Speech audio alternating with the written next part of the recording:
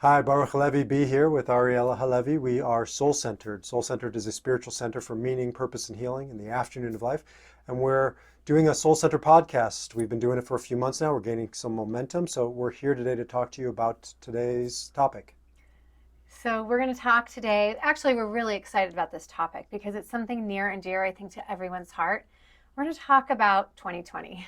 2020, lots to talk about. 2020 and what to do when we are in the middle of pandemic, hurricanes, fires, Political you name upheaval, it, we social are in it. unrest. And how to stand in the wind of the world and the raging fires of the world, and how to feel empowered and own your power, which is our new exciting project that we're working on. Stay tuned. We're almost ready to launch We it. are. So in this podcast, we're going to talk about steps to consciously choose how to connect with yourself, how to stand for yourself, and how to be vulnerable in this 2020 time. Because really, we feel like we've never been in this time, and I think that our ancestors and our history has shown that there has always been this chaos, and there always will be chaos. And so our goal today in our podcast is to show you how to feel empowered,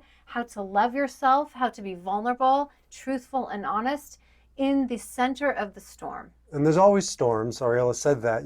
We love the afternoon of life because, honestly, it's the most real time of life. There's no escaping the storms. The first half of life, the morning of life, you can duck them. You can pretend like they're not there. Maybe you even escape them. But you hit 40 and onwards, which is the afternoon of life, and there's no escaping them. So either you spend your life in avoidance, avoid dance, dancing around the void, or you summons the courage and you get people around you to support you. You learn new goals, new rules, new tools, and you go into the void, through the void, and come out the other side transformed.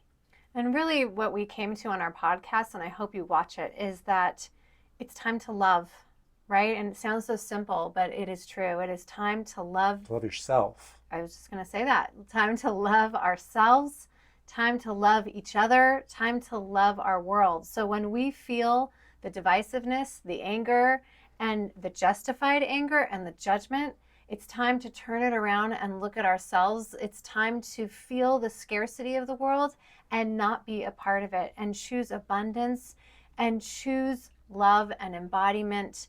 Choose all those beautiful words, right? Those beautiful terms, and embody those things instead of focusing on lack.